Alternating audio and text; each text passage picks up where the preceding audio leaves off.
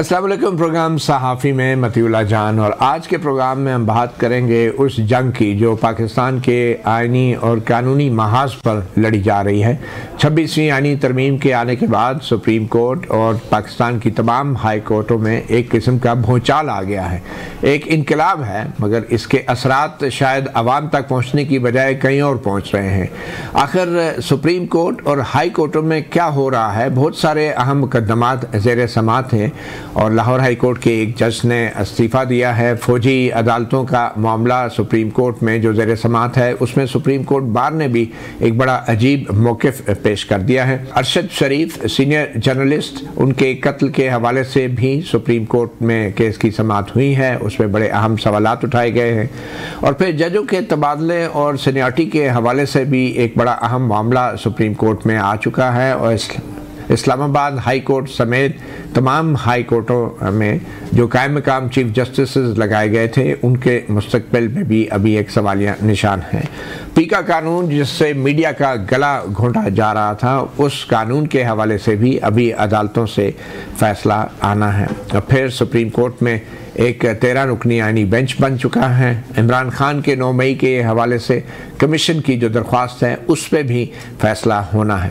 मगर सबसे दिलचस्प सूरत हाल उस वक्त पैदा हुई जब इस्लामाबाद हाई कोर्ट के जस्टिस बाबर सत्तार के एक सेक्रेटरी ने रजिस्ट्रार इस्लामाबाद हाई कोर्ट को ख़त लिखकर ये इंकशाफ किया है कि अब इस्लामाबाद हाई कोर्ट में जो अदालती अमला है वो फ़रीक़ैन के पीछे जाता है, उनका पीछा करता है और उनसे पैसे तलब करता है, ख़ास तौर पर वो फ़रीक़ैन कि जिनके हक़ में फ़ैसले हुए होते हैं। इस तमाम आइनी और कानूनी सूरत हाल के हवाले से हम बात करेंगे और बड़ा ही हमारा आज ज़बरदस्त पैनल है। इन जर्नलिस्टों को मेरे समेत आप सोशल मीडिया पर भी देखते होंगे। आज के मेहमान हैं हमारे इस्लामाबाद स्टूडियोज़ में जनाब अदील सरफराज, हसनात मलिक हैं और उनके साथ तशरीफ़ रखते हैं साकिब बशीर। ये तीनों सीनियर जर्नलिस्ट हैं और कोर्ट रिपोर्टर्स भी हैं।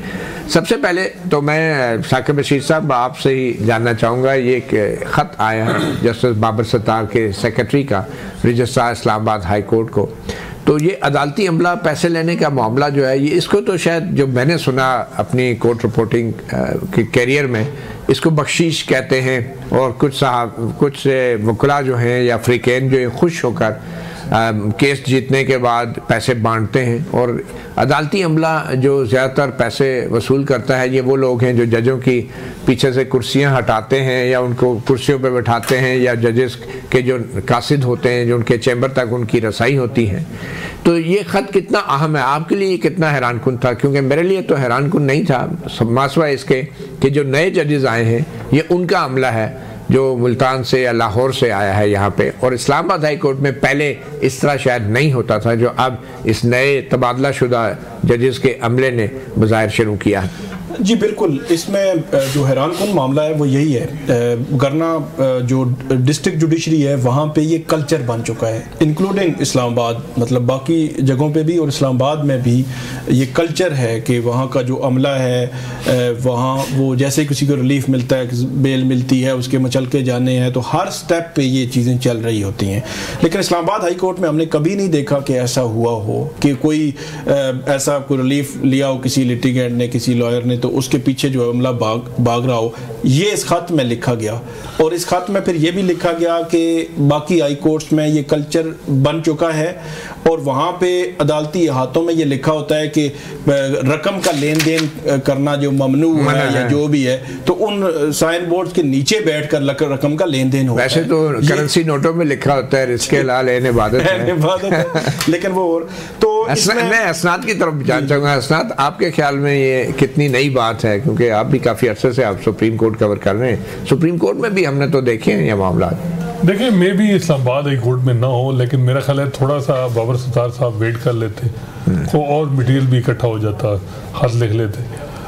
ये जो चीज़ है ये जैसे मैंने बताया कि ये अनफॉर्चुनेटली अदालती निज़ाम के साथ जुड़ी हुई है। इस्लामाबाद हाई कोर्ट में भी ना हो, लेकिन लाहौर में ये ट्रेंड आम है, कॉमन। तो तो इस वजह से अब ये है कि वो जो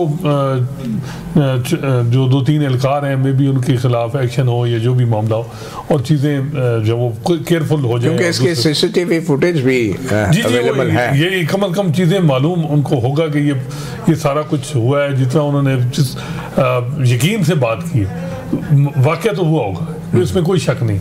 तो इसको किस तरह एक ये है कि क्या जो किसी को रिलीफ मिला है तो वो वैसे खुशी से दे रहा है पैसे, या डिमांड की जा रही है और कहा जा रहा है कि नहीं नहीं ये कम है ज्यादा दे, ठीक है, ये भी जरा देखना होगा। बहरहाल 2 सवाल अहम है अदील सरफराज के, क्या खुशी से कोई अगर रिश्वत लेता है या देता है तो वो भी दोनों जहन्नमी नहीं है जो और दूसरा सवाल ये है कि ये जो अमला है, ये अमला है क्या जजेस का, ये जजेस तक इनकी क्या रसाई होती है, और अगर अमला पैसे ले रहा है तो इसमें जजेस का तो कोई ताल्लुक नहीं हो सकता। सर जाहिर बात है, जब जजेस खुद अपने साथ अमला लेकर आए हैं मुख्तलिफ हाई कोर्ट से, उनको अपने उस अमले पर ट्रस्ट है और उस अमले के ऊपर इस तरह के इल्ज़ामात लग रहे हैं, तो ये बात कोई इतनी सादा तो नहीं है। और रिश्वत की बात हो रही है, सिर्फ मिठाई देने की बात नहीं हो रही। जाहिर बात है अगर पैसे तलब किए जा रहे हैं, हो सकता है पहले को वादे वईद किए गए हों, मुकदमे समाअत के लिए मुकर्रर करने की भी बात हो सकती है। ये तो इंक्वायरी होगी तो मालूम होगा। अब जो इंक्वायरी कमेटी बनी है वो भी बताया जा रहा है कि जो इस्लामाबाद के रजिस्ट्रार या एडिशनल रजिस्ट्रार हैं उन पर मुश्तमिल नहीं, बल्कि जो ट्रांसफ़र होकर आने वाले मुलाज़मीन हैं उन्हीं पर मुश्तमिल कमेटी बनी है। तो अब नताइज देखते हैं क्या आते हैं। उस कमेटी के 3 दिन का वक्त दिया है जनाब चीफ जस्टिस जो कायम मकाम है उन्होंने कमेटी को, और कमेटी की फाइंडिंग्स के बाद अंदाज़ा होगा। हो सकता है जब कमेटी अपनी फाइंडिंग्स तैयार कर रही हो उस वक्त जिन जज साहब जस्टिस बाबर सत्तार साहब की ख्वाहिश पर ईमा पर ये ख़त लिखा है उनके सेक्रेटरी ने, वो कुछ एविडेंस को प्रोवाइड करें। इस हवाले से मेरा अपना तजर्बा है, बड़ा दिलचस्प वाक़या है। आपको याद होगा 3 नवंबर को जब जनरल मुशर्रफ ने एमरजेंसी नाफिज की थी तो बहुत से जजों को घर भेज दिया था। चीफ जस्टिस इफ्तिखार चौधरी को माजूल कर दिया गया था और चीफ जस्टिस अब्दुल हमीद डोगर जो थे वो PCO के तहत वो चीफ जस्टिस बन गए थे। तो उनके सामने मनशियात का एक केस था 9C का, उसमें मुल्ज़िम को चीफ जस्टिस अब्दुल हमीद डोगर ने बरी कर दिया। जब मुल्ज़िम पार्टी बाहर निकली तो जो प्रोसिक्यूटर थे, जो सरकारी वकील थे, मैं उनका नाम नहीं लूँगा, वो इस दुनिया में नहीं है, तो मुल्ज़िम पार्टी ने उनकी जेब में 5-5 हज़ार के 2-3 नोट जो हैं वो डालना शुरू कर दिए जब वो कोर्ट रूम नंबर 1 से नीचे वो जो मस्जिद की जगह वहाँ से गुजरते हुए। तो वो जो सरकारी वकील थे उन्होंने मुल्ज़िम के वकील की तरफ देखा, सीनियर लॉयर हैं अब्दुल लतीफ़ खोसा, सरदार लतीफ़ खान खोसा साहब। तो सरदार लतीफ़ खान खोसा साहब ने कहा कि ले कोई नहीं ले ले। तो जो स्टाइल होता है, मैं उस वक्त डॉन के लिए रिपोर्ट करता था और मैंने वो डॉन पे रिपोर्ट भी की, उस पर इंक्वायरी भी हुई, सब कुछ हुई। बहरहाल यहाँ पे मामला फिर इस हद तक भी चले जाते हैं कि सरकारी वकला भी फिर बख्शीश के जो है वो तलबगार हो जाते हैं बज़ाहिर। और ये बड़ी इसमें मसला यही है ना कि ट्रेंड नहीं बनना चाहिए, कल्चर नहीं बनना चाहिए। बहुत सारे ऐसे लोग मजबूर होते हैं, वो हो सकता है किसी से उधार लेकर वो फीसें दे रहे हों इस किस्म की सिचुएशन में, लेकिन जब रिलीफ मिलता है तो खुश तो वो भी होते हैं। तो बजाय इसके कि उन पे मतलब इस तरह का हो, फिर जो आपने बात की कि तलबी, वो ट्रेंड कल्चर जब बन जाता है ना उसमें ये होता है गरीब आदमी फंस जाता है। वो कहते हैं जी ये 4 बंदे हैं या 4 का स्टाफ है, वो आपने मुबारक दे के जाना है। तो साहब अब अगर आम कोई आदमी किसी का अडयाला जेल में कोई कैद हो और वो जाए, तो जो पुलिस वाले भी वो भी मिठाई मांगते हैं और वो भी आपको जो है वो, हमने तो खुद मेरे साथ साकिब बशीर से एक दफ़ा एक्सपीरियंस हुआ, तो हम जो है वो साफियों से भी जो है वो बाकायदा जो वो मिठाई ले ली गई। तो फिर ये है कि क्या अगर साफियों से भी ले ली गई है तो फिर बात ही खत्म, फिर तो मेरे ख्याल में ठीक ही है। बहरहाल जी हम दूसरे हम मामले पे चलते हैं। सच्ची बात तो ये है कि ये हम तो शायद इसको एक मजाक में ले रहे हैं, लेकिन गरीब आदमी के लिए जिस अजाब से उसको गुजरना पड़ता है, अगर अदालती अमला भी पैसे मांग रहा है, पुलिस का अमला भी पैसे मांग रहा है, और कुछ सीनियर वकला से जब हमारी बात हुई, मैं नाम नहीं लूँगा, उनका ये कहना था कोई खुशी से देता है तो इसमें क्या है भाई, अमीर आदमी तो खुशी से दे सकता है, गरीब आदमी के लिए तो मुसीबत बन जाएगी, उसके तो कई दिनों की रोटी रोजी का मामला हो जाता है। शुरू होती है ना, शुरू होती है मामला। इसका इख्तिताम कैसे हो सकता है अदील? सर इसका इख्तिताम ऐसे ही हो सकता है कि बाकायदा तौर पर पाबंदी हो इसके ऊपर और रिपोर्ट किया जाए, और बाकायदा जो रजिस्ट्रार ऑफिस है किसी भी हाई कोर्ट का, वहाँ पर रिपोर्ट किया जाए, इस तरह का वाक़या साइलिन करें या कोई भी देखे, और फिर उसके ऊपर पूछताछ होनी चाहिए। अगर पूछताछ नहीं होगी तो वो जैसे बात कर रहे हैं कि यहाँ से ही शुरू होता है काम, आगाज़ यहाँ से ही होता है। जी, आपके नज़दीक इसका क्या हाल है? देखिए, इस हवाले से कोड ऑफ कंडक्ट लाजमी बनना चाहिए और ये बिल्कुल वाज़ेह तौर पे हो कि जी जो अमला है उसको तनख्वाह मिल रही है और हमारे जो अदालती अमला है वो ख़ासकर हाई कोर्ट और सुप्रीम कोर्ट में उनकी तनख्वाहें भी माशाल्लाह बहुत अच्छी हैं तनख्वाहें। तो वो ये चीज़ जो है वो ये बिल्कुल इसका हल ये है कि कोड ऑफ कंडक्ट में वाज़ेह ये चीज़ हो कि जी अगर इस तरह की चीज़ होगी तो वो उसके खिलाफ है। तो आप कह रहे हैं कि जैसा जजों का और वकीलों का या साफियों का भी जो भी है एक कोड ऑफ कंडक्ट है, इस तरह अदालती अमले का भी एक ज़ाब्ता इख्लाक बिल्कुल, और खासकर लोअर जुडिशरी में 70% 80% केसेस वहाँ जो मसाइल है ना इस वक्त हम जब इग्नोर करते हैं कि वहाँ इस वक्त जो खासकर अब अभी इवन इस्लामाबाद में जाए वहाँ जो मसाइल हैं साकिब तो कवर करते हैं। एक रोबकार जारी करनी हो तो पूरा दिन लग जाता है, एक एक कदम, और फिर रोबकार का जो आदमी है वो भी मोटरसाइकिल पे जाएगा और फिर वहाँ जो है वो जेल में जी मगरिब के बाद जी छोड़ा जाएगा कैदियों को। वो एक अलग मसला है कि एक जंगल में आप मगरिब के बाद जो लोगों को छोटे केसेस में छोड़ रहे हैं उनके बाहर लेने वाला कोई है या नहीं। ये वो सारी चीज़ें हैं जो स्ट्रीमलाइन करने की ज़रूरत है, रोबकार का तरीक़ाकार आसान बनाने की ज़रूरत है। और ये जब तक आसान नहीं होंगे तो ये पैसे इसी तरह मिठाइयाँ जो है वो लोग डिमांड करते हैं। साकिब, आप क्या कहते हैं कि ये मतलब कि क्या कोई एक्शन भी होना चाहिए इस मामले में? मेरा ख्याल है स्ट्रिक्ट एक्शन होना चाहिए। जस्टिस बाबर सत्तार ने बड़ा टाइमली उनके सेक्रेटरी ने खत लिखा है कि चाहे जाए कि 1 महीना 2 महीने ये शुगर मेला लगा रहता कि लोग भाग रहे हैं, उस वक्त रोका जाता। उन्होंने शुरू में ये बात कर दी कि रोकें इस कल्चर को, और जो हाई कोर्ट्स हैं उनकी जिम्मेदारी है कि वो अपने अंदर भी और उनके नीचे जो डिस्ट्रिक्ट जुडिशरी है उसको भी रोकें, एक ऐसे पैरामीटर्स बनाएं और ये लोग पकड़े जा सकते हैं, कोई मसला नहीं होता।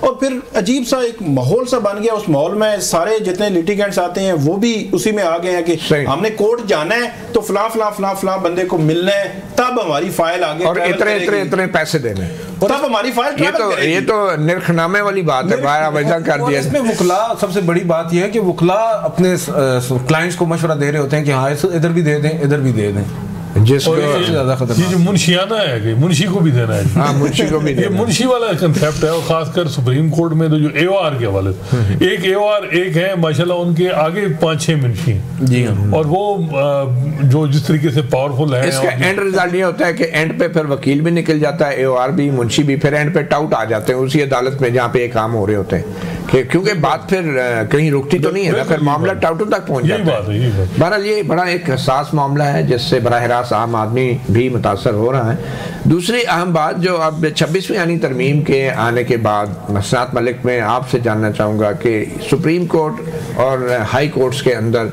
मामलात कितने बदले हैं। बज़ाहिर तो लगता है भूचाल आ गया है और जो कंट्रोल किसी ज़माने में शायद जजेस के पास था किसी हद तक, वो तो अब जो है बराह रास्त हुकूमत के पास आ गया जुडिशल कमीशन की शक्ल में। इस पर बात करेंगे एक छोटी सी ब्रेक के बाद।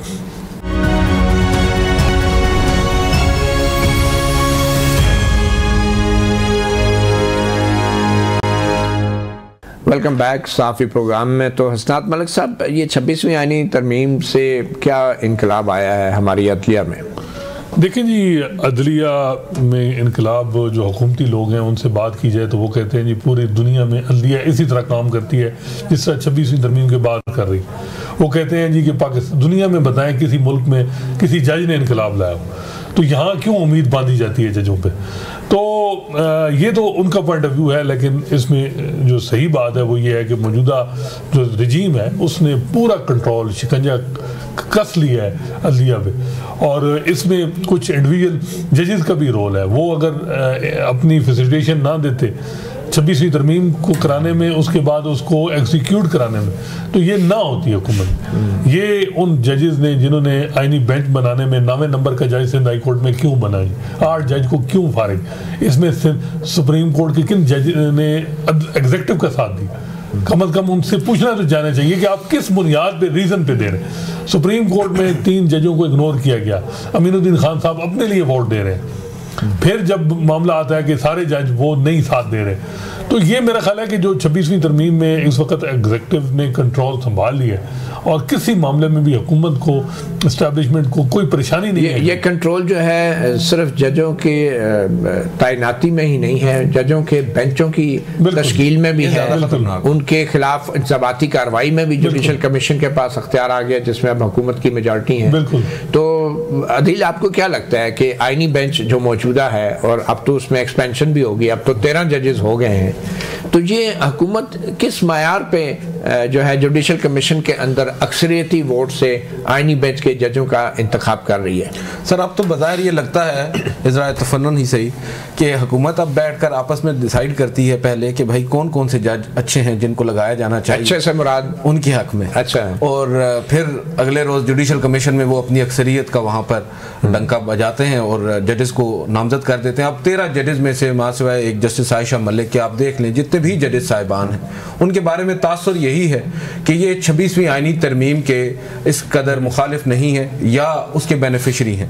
तो उन जजेस को ही जो नामजद किया जा रहा है और फिर फैसले भी उनसे एक्सपेक्ट किए जा सकते हैं। जैसा कि अब आईनी बेंच की सरबराही जिन फाजिल जज साहब के पास है, जस्टिस अमीनुद्दीन खान साहब या जस्टिस नईम अख्तर अफगान, ये वो जजेस हैं जिन्होंने मखसूस नशिस्तों के फैसले पर अमल दरामद ना करने की एक तरह से उनको जवाब फ्राहम किया, इलेक्शन कमीशन को, हुकूमती इदारों को कहा कि ये फैसला ही गैर कानूनी है। तो इस तरह जब हुकूमत उन्हीं जजेस पर मुश्तमिल बेंचेस तश्कील देगी जिन बेंचेस ने इवेंचुअली समाअत करनी है हुकूमत से जुड़े ही मुकदमात की, तो फिर नताइज भी आप देख सकते हैं और अब हम देख भी रहे हैं। तकरीबन 4 माह से ज़ायद का अरसा हो चुका है, माह सिवाय 1-1.5 सफ़े के फैसले के कोई रिपोर्टेड जजमेंट आईनी बेंच नहीं दे सका। इतने ख़ास और अहम मुकदमा, आपके नज़दीक इन 13 जजों में से कौन सा ऐसा जज है कि जो आईनी मामलात के ऊपर जजमेंट लिखने का अहल है और वही लिखेंगे आने वाले वक्त? नहीं सर, मेरे ख्याल से तो सारे ही बड़े काबिल हैं, बड़े ही आईनी।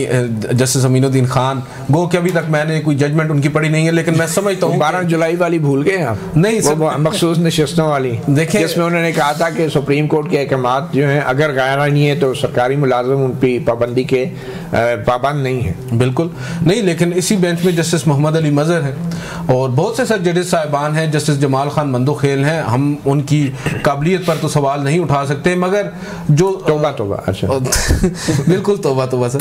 लेकिन अब देखें, जमाल मंदोखेल साहब का जो नोट था, मखसूस नशिस्तों के ही केस को हम एक टेस्ट केस सामने रख लें, 2 जजेस साहिबान का ये नोट था जिन्होंने कहा था कि फैसले पर अमल दरामद नहीं होना चाहिए 8 जजेस के। जस्टिस जमाल खान मंदोखेल का जो नोट था वो अलग था, जिसमें उन्होंने कुछ नशिस्तें पाकिस्तान तहरीक इंसाफ को देने काजी फायज़ी साहब ने उनकी सपोर्ट की। और इसके अलावा 2 जजेस साहिबान इस आईनी बेंच में, जस्टिस मोहम्मद अली मजहर और जस्टिस हसन अजहर रिजवी, ये सिग्नेटरी हैं उस 8 जजेस की अक्सरियती फैसले के। बावजूद इसके हम जब ये बात करते हैं, ये 2 जजेस साहिबान उस अपने फैसले पर अमल दरामद के लिए आज तक आवाज़ नहीं उठा सके इस आईनी बेंच में बैठकर भी। जब मामला उनके सामने टेकअप भी हुआ 26वीं आईनी तरमीम की सूरत में, और वहाँ पर जब 26वीं आईनी तरमीम का केस लगा, आईनी बेंच में बैठे जस्टिस मोहम्मद अली मजहर ने एक दफ़ा भी ये बात नहीं की कि उस फैसले पर अमल दरामद क्यों नहीं हुआ। तो यहाँ से अंदाज़ा होता है कि ये किस तरफ जा रही हैं। बहरहाल साकिब, अदलिया की आज़ादी का सबसे अहम जुज़ जो होता है वो सिक्योरिटी ऑफ टेन्योर है, ये जजेस का तहफ़्फ़ुज़ है। तो जो इस्लामाबाद हाई कोर्ट के 6 जजों ने ख़त लिखा था, खुफिया दारों पे बड़े संगीन इल्ज़ामात लगाए थे, रिश्तेदारों के अगवा, उन पे तशद्दुद, और घरों से, बेडरूम से खुफिया टीवी कैमरेज निकले थे। तो उस हवाले से आपको क्या लगता है कि 26वीं आईनी तरमीम आने के बाद क्या उस ख़त के ऊपर कार्रवाई करना अदलिया के लिए या किसी चीफ जस्टिस के लिए आसान है या मुश्किल हो गया है? वो मोहसिन अख्तर कियानी साहब ने एक तकरीर में कहा था कि जो 26वीं आईनी तरमीम है वो उस ख़त की वजह से आई है। फिर उनका बुलावा भी हुआ, याया अफरीदी साहब ने बुलाया, आएँ जी चाय पिए मेरे साथ आके, तो कहा कि ख्याल रखा करें। तो मामला ये है कि 6 जजेस ने जब ख़त लिखा, तो ये 26वीं आईनी तरमीम की जब हम बात करते हैं, अदलिया की आज़ादी कंप्रोमाइज़ होने की या जजेस के हवाले से जो टेन्योर के मसाइल और बहुत सारे इशूज़, तो उस वक्त मेरे ख्याल में काजी फ़ाइज़ा जो है उनका किरदार हमें नहीं भूलना चाहिए। और उसकी शुरुआत होती है, कल हम बात कर रहे थे कि मिसिंग पर्सन के केस में जस्टिस अरबाब जो है वो उस बेंच से अलग हो गए। अच्छा, जस्टिस अरबाब जिनका इस्लामाबाद हाई कोर्ट से, जी मिसिंग पर्सन का स्पेशल बेंच था, तो क्यों अलग हो गए? उस अब कोई रीज़न सामने नहीं आई। अब बलोचिस्तान से उनका ताल्लुक है, उनसे जुड़े उस वक्त के वाकयात इतने खौफनाक हैं कि हम बात करें तो आपको पता है। और ये भी उस खत के सिग्नेटरी थे बिल्कुल। इनके साथ क्या हुआ था, क्या इतलात थे? इनके वालिद साहब जो है वो यहाँ पे उनको लाया गया था और उसमें वो आधी रात पेरेंट्स को भी जी टैरियन वाइट केस चल रहा था, तो उस तनाजुर में चीजें बिहाइंड द सीन हुआ था ना। फिर ये भी खबर आई थी कि इनका बीपी शूट कर गया था और इस तरह की भी चीजें आई थी। लेकिन अब क्या हुआ कि उनको जो है वो अलग हो गए, रीजंस हमारे पास नहीं है। लेकिन मैं तो अब कार्रवाई किसने करनी थी उस खत के ऊपर? सुप्रीम जुडिशियल काउंसिल ने करनी थी। सुप्रीम कोर्ट ने उस वक्त आज खुद नोटिस लिया था। या अफरीदी साहब ने पहले दिन बुला के, जब जज बने तो उसी चीफ जस्टिस हाउस में बुला के इनको कहा कि ये सारी चीजें एड्रेस होंगी। उसके बाद ये मामला भी गया, उस पर कमेटी भी बनी, कोई उसके आउटकम नहीं हुआ। तो जब ये सारी सिचुएशन बनती है तो उसके असरात हमें कहीं ना कहीं नजर आते हैं। तो जस्टिस जो काजी फायज ईसा थे, जब 6 जजेस का खत था तो उस खत को कैसे उन्होंने एड्रेस किया? जब बराह रास्त सारी दुनिया देख रही थी तो वो कहते थे नहीं मेरे दौर में तो कुछ नहीं हुआ, तो पिछले दौर में था। तो उसको उनका जो रवैया था ना, उस रवैये ने जुडिशरी को उस दिन से नुकसान पहुंचाना शुरू किया और ऑनवर्ड पे 26वीं तरमीम और सारे मामला। चले अब इसी से जुड़ा है इन जजेस के साथ जो कुछ तबादलों के नाम पे किया गया है, लाहौर से, कोयटा से और सिंध से जो जजेस लाए गए हैं। तो सबसे पहले तो यही जजेस सीधे मुतासर हुए हैं, ख़ासतौर पे जस्टिस मोहसिन अख्तर कियानी जो सीनियर तरीन थे। तो अब क्या सूरत हाल है? सीनियरिटी के हवाले से सुप्रीम कोर्ट में तो दरख्वास्त आ चुकी है, इन जजेस की भी आ चुकी है और दीगर दरख्वास्तें भी आ चुकी हैं। तो ये जो कायम मकाम चीफ जस्टिस लगा दिया गया है जस्टिस सरफराज डोगर को, तो इस हवाले से अब मामला किस तरफ जाता देख रहे हैं? आप समझते हैं कि इसके ऊपर कोई जल्द डिसीजन हो जाएगा? मेरा नहीं ख्याल कि जल्द कोई डिसीजन होगा। 26वीं यानी तरमीम आपने देखा 21 अक्टूबर को आई, दर्जन 1.5-2 दर्जन दरखास्तें आ गई। लेकिन उसमें क्या हुआ कि 3 माह के बाद उन्होंने टेकअप किया, फिर अभी तक दोबारा समाअत ही नहीं हो सकी। तो अब भी मामला मुझे तो जल्दी, कम से कम रमज़ान में तो नज़र नहीं आ रहा। अगर मिलिट्री कोर्ट्स वाला केस ख़त्म होता है तो फिर 26वीं तरमीम वाला अगर उठा लिया उन्होंने तो फिर ये तो बिल्कुल ही पीछे रह जाएगा। हालांकि ये जो इस्लामाबाद हाई कोर्ट के 5 जजेस सुप्रीम कोर्ट आए हैं, ये अर्जेंट मैटर है, इसको अर्जेंट आपने रिजॉल्व करना है। लग नहीं रहा हुकूमत ने अपना जो एक कमीशन का मेंबर जो है तब्दील करके एहसन बून साहब को लाए हैं, उन्होंने अपनी अक्सरियत वहां पे बना ली है। और मेरी असेसमेंट के मुताबिक वो कहेंगे कि जब तक कि जी सुप्रीम कोर्ट फैसला नहीं करती तब तक कंटिन्यू करें जो है सरफराज डोगर साहब। हो सकता है मुस्तकिल फैसला नहीं होने जा रहा कि चीफ जस्टिस साहबान मुस्तकिल किए जाएं या कब कोई जुडिशियल कमीशन? अभी तक तो कोई नहीं, लेकिन मतलब अल्टीमेटली करना ही है। ये तो नहीं हो सकता कि आप 4 माह जो है वो रखें, क्योंकि सिर्फ इस्लामाबाद हाई कोर्ट के चीफ जस्टिस नहीं, बाकी हाई कोर्ट के भी जस्टिस हैं जो कायम काम कर रहे हैं। अपना हसनात मलिक साहब, आप क्या कह रहे हैं 26वीं यानी तरमीम के हवाले से? ये समाअत कब तक होनी है? क्योंकि एक हेयरिंग तो हो चुकी है, तो क्या ये 13 जजेस अब सुनेंगे 26वीं यानी तरमीम के केस को या क्या होगा?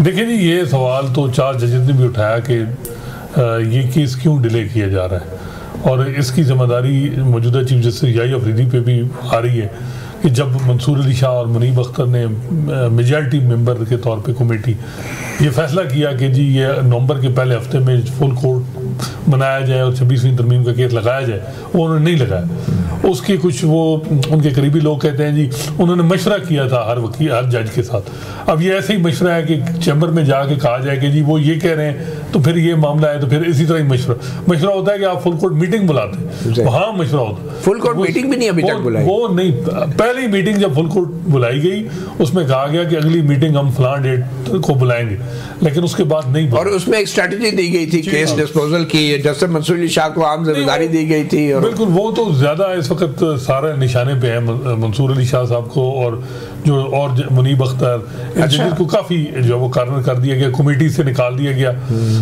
इवन छुट्टियां तक कोई जज जो है वो जाना चाहे किसी जगह किसी फंक्शन में तो उसको छुट्टी नहीं। रिसेंटली जस्टिस मंसूर अली शाह के हवाले से थी कि बाहर जाना चाह रहे थे, वो फाइल रोक दी, उसको छुट्टी ना मिली जिसने सबक याद। जी। अच्छा, वजह यही है कि ज्यादा रिपोर्ट सब कहते हैं काम ही नहीं करते। तो वो असल में मसला ये है कि ये जो बेनिफिशियरी हैं 26वीं तरमीम के, इन पे ये तसर मिल रहा है कि जी ये केस को डिले कर रहे हैं।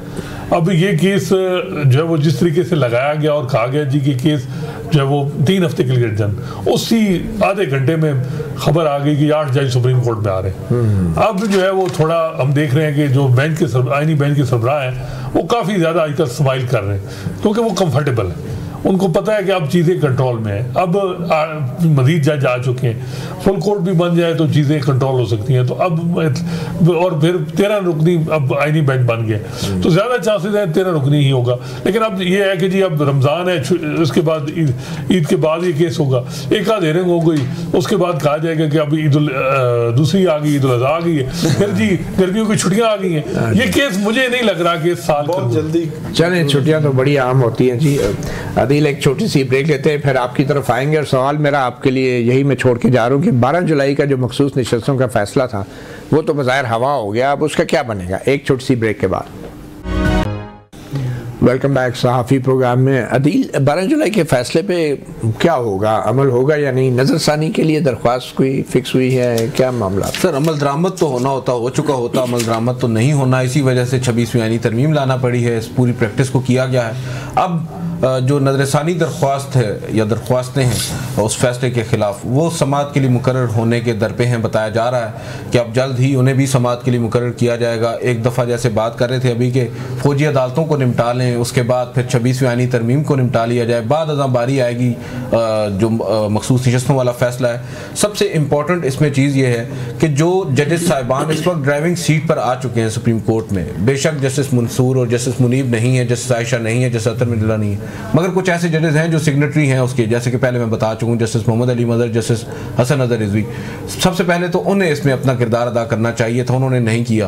अब नज़र यही आ रहा है कि जल्द ही समात के लिए मुकर्रर कर दिया जाएगा उस नज़रसानी दरख्वास्त को और फैसला आ जाएगा। नज़रसानी दरख्वास्त पर फैसला भी बज़ाहिर हमें नज़र आ रहा है कि अब हक में आएगा, क्योंकि आईनी बेंच अब बैठ कर सुनेगा उस नज़रसानी दरख्वास्त पर, और ज़्यादा से ज़्यादा कुछ ऑथर जज जो हैं जस्टिस मंसूर अली शाह, ये मामला आईनी बेंच नज़रसानी दरख्वास्त सुनेगा ऐसा क्योंकि हमारी बात हुई है, क्योंकि मामला तो आइन की तशरीह से है जुड़ा, बिल्कुल, तो ये अपील तो नहीं होगी, लेकिन नजरसानी भी आईनी बेंच ही सुनेगा। अब ये क्या है? बिल्कुल, अब उनकी डोमेन बताया जा रहा है कि ये डोमेन अब आईनी बेंच की ही है, और कुछ लोग तो 13 रुकनी जो आईनी बेंच बनाया गया है उसके साथ जोड़ रहे थे, जबकि उसमें वो नहीं हो सकता, क्योंकि 2 जजेस साहिबान जो पेशावर हाई कोर्ट से भी आए हैं वो ऑलरेडी इस केस में अपना फैसला दे चुके हैं, लिहाजा वो तो नहीं सुन सकते नजरसानी को। ठीक है, तो अब देखना होगा कितने रुकनी बेंच सुनता है। चले, एक दूसरे 2 अहम डेवलपमेंट्स जो हुई हैं, एक सीनियर जर्नलिस्ट अरशद शरीफ शहीद, उनके कत्ल के हवाले से सुप्रीम कोर्ट में 3 महीने बाद सो मोटो केस की समाअत हुई है।